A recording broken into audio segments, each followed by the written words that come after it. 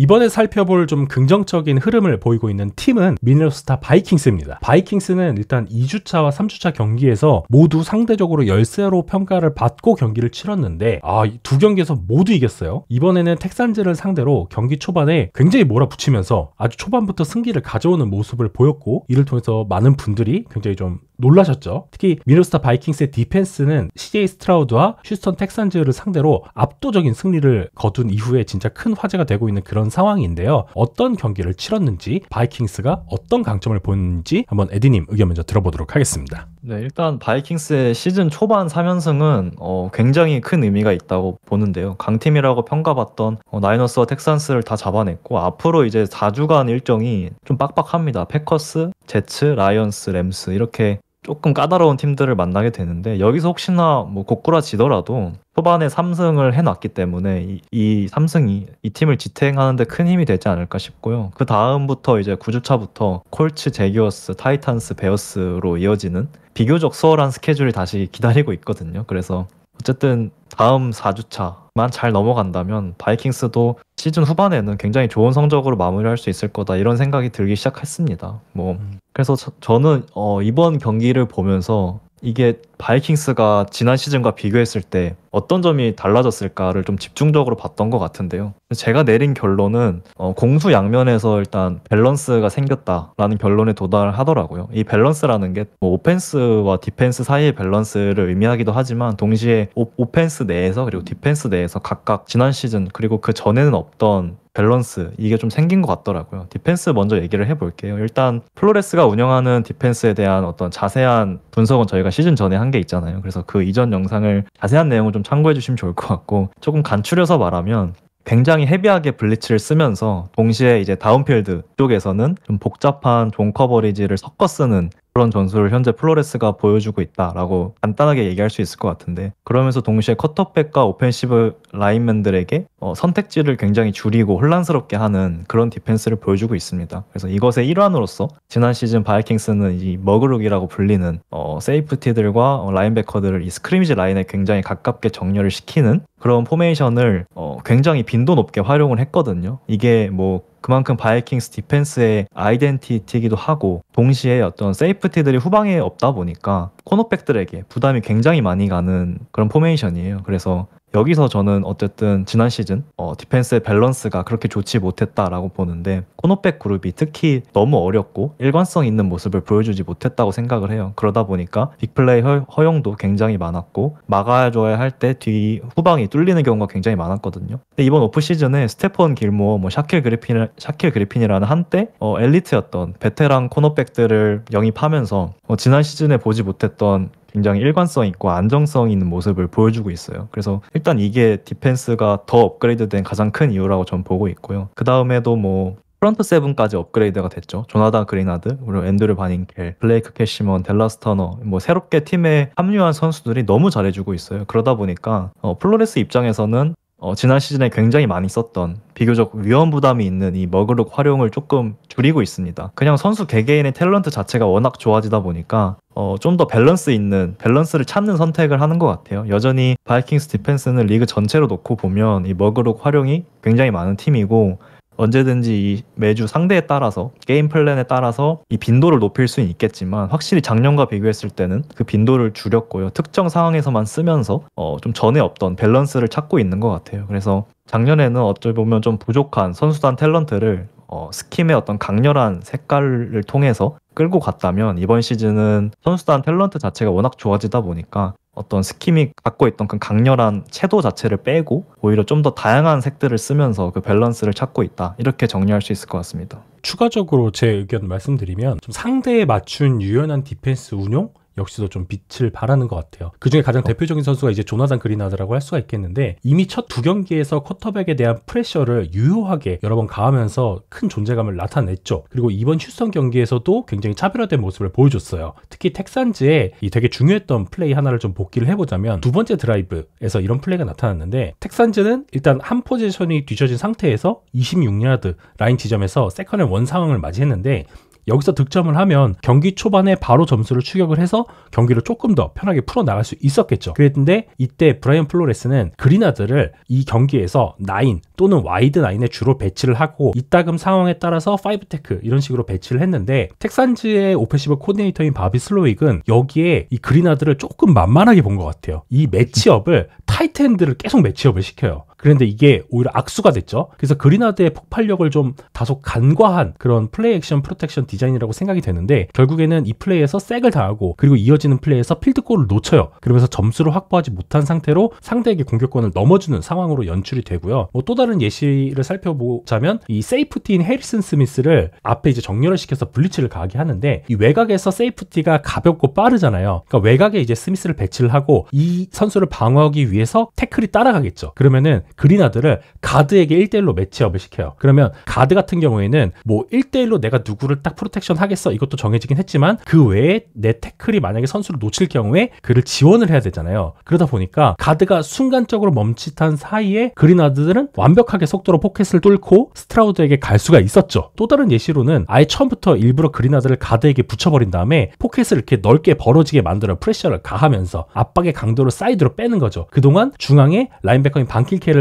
돌진시켜서 색을 얻어내는 플레이를 보여주기도 했어요. 좀 이런 플레이들은 단편적인 예시였고 결과적으로 플로레스는 경기 내내 꾸준히 여러 명의 선수를 전방에 배치한 채 어느 쪽에서 패스러시가 가해질지 모르게 혼란을 상대에게 유도를 했어요. 이러면 이 런이 좀 안 풀리는 상황이었잖아요. 텍산스 입장에서는 이 주전 러닝백들 2명이 부상을 당했으니까 심지어 오펜시브 라인도 지금 호흡이 잘 안 맞고 그런 상황에서 스트라우드의 프로그레스에 지연을 발생을 시켰어요. 뭐 결과적으로 스트라우드는 어쩔 수 없이 체크다운 패스를 많이 던졌어야 되는데 그것도 연결이 잘 안 됐고 그래서 이 경기에서 전술적으로 플로레스가 슬로윅을 좀 압도했다. 좀 이 부분에 대해서 칭찬을 해주고 싶다라고 생각이 되고요. 사실 이 경기에서 하나의 또 중요한 요소가 있는데 슬로윅이 러닝백들이 원래 프로텍션을 하거나 블리츠 픽업을 하게 하잖아요. 근데 이런 프로텍션을 거의 활용을 하지 않았어요. 플로레스도 이 부분을 잘 알고 있었고 과감하게 블리츠를 할 수 있었던 거죠. 그래서 뭐 타이트엔드나 러닝백들은 주로 라우트를 뛸 것이고 이것에 거의 관여하지 않을 것이다 라는 분석이 미리 돼 있었기 때문에 전술적으로 완벽한 승리를 가져갔다라고 이야기를 할 수 있을 것 같아요. 제가 지난주에 사실 슬로이카 스트라우드라면 이 바이킹스 디펜스를 좀 어떻게 잘 해보지 않을까, 잘 준비해오지 않을까 이런 얘기를 했었는데 좀 기대 이하의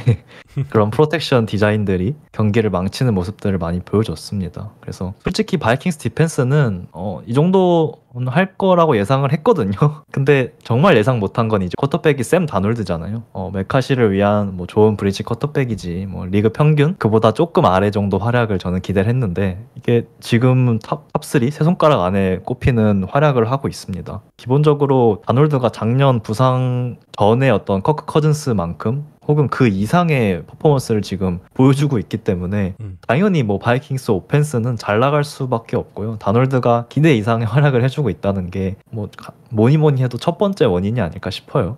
그래서 분명 다놀드가 커리어 초기에는 아쉬웠죠. 굉장한 잠재력을 지녔다고 평가를 받았음에도 불구하고. 근데 이번 시즌은 이 다놀드가 그동안 겪어왔던 어떤 환경보다 좋은 환경이 갖추어진 상태에서 플레이를 할 수 있게 된 게 이 선수가 뭐 새로운 모습을 보여주는 데 있어서 큰 영향을 끼친 요인이라고 저는 생각을 하게 돼요. 그러니까 케빈 오코넬이 지원을 잘 해준다고 생각이 된다는 거죠. 이 디펜스가 바이킹스의 스킬 포지션 선수들에 대한 위치에 대해서 빠르게 조정을 하지 못하게 처음부터 게임 플랜을 준비를 잘 했더라고요. 그래서 예를 들어서 에런 존스가 이제 터치다운 하는 장면을 복귀해 보면 이 플레이는 재밌게도 에런 존스가 러닝백이잖아요. 근데 에런 존스를 바운더리로 빼고 저스틴 제퍼슨을 백필드, 그러니까 러닝백 자리에 배치를 시켜요. 그리고 나서 매시레일 컨셉을 선택을 하는데 이러면 디펜스 입장에선 당황스럽죠. 왜 에런 존스가 바운더리로 가고 제퍼슨이 러닝백처럼 서 있지? 하면서 그렇게 되면은 약속된 커버리지를 원활하게 못 가져가요. 근데 조정을 해야 되는데 조정을 하기도 전에 다놀드가 빠르게 스냅을 해버려요. 그러니까 이에 대한 대처가 굉장히 어려워지죠.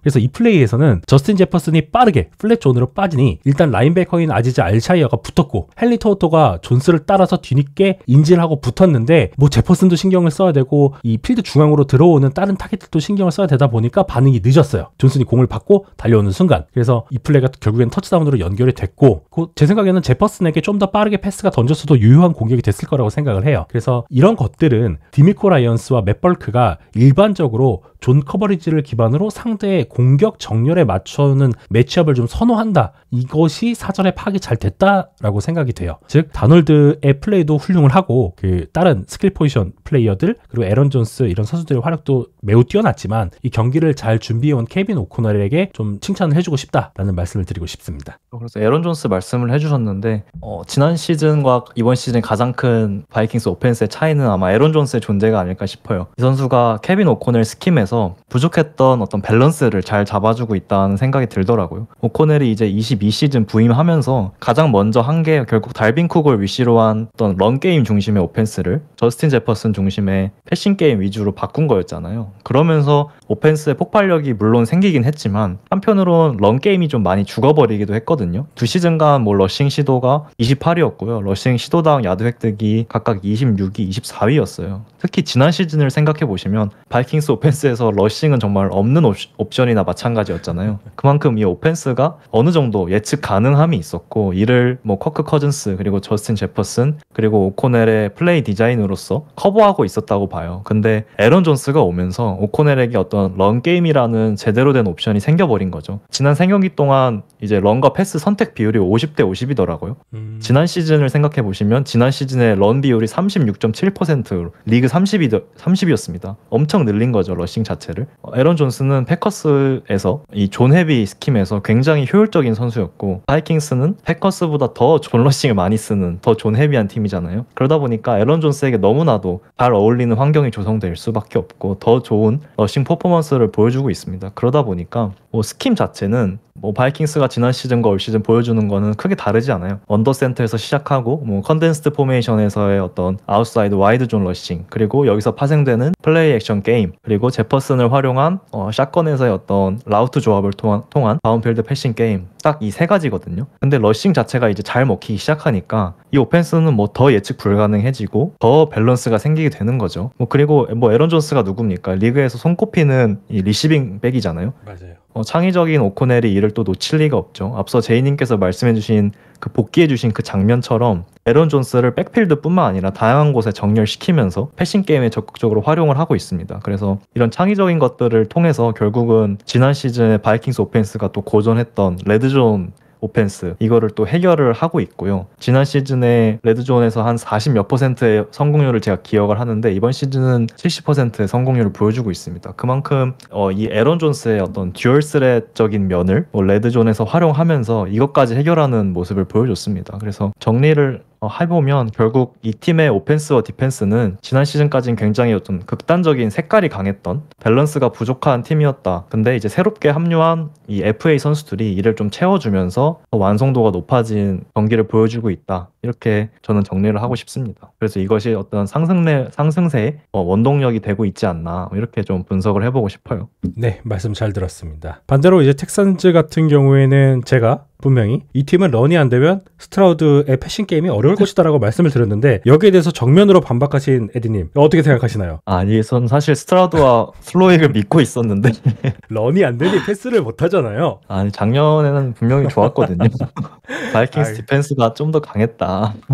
네, 알겠습니다. 네, 정리할 수 있지 않을까요? 네, 이렇게 저희가 매주 좀 지난번에 발언했던 내용 중에 잘못된 내용이 있으면 바로바로 이제 수정하고 의견 나누도록 할 테니까 그 부분도 기억해 주시면 감사하겠습니다. 뭐 결과적으로 그래서 현재 케빈 오코넬과 그리고 브라이언 플로레스가 진짜 절정의 컨디션을 보여주고 있고요. 휴스턴 텍산즈라는 굉장히 장래가 촉망한 그리고 유망한 팀을 잡으면서 앞으로 더 어떤 모습을 보여줄지 기대가 되는 그런 상황이라고 생각이 됩니다. 그래서 이번 주에 아주 중요한 경기가 있죠. 그린베이 패커스와 디비전 매치를 치르게 되는데 이 두 코치들에게 진짜 큰 도전이자 기회가 될 수도 있어요. 그래서 현재 바이킹스는 NFC 노스에서 약간 우위를 점하고 있지만 지금 패커스가 만만치가 않거든요. 그래서 이 두 경기 놓치지 말고 꼭 지켜보시길 추천드립니다.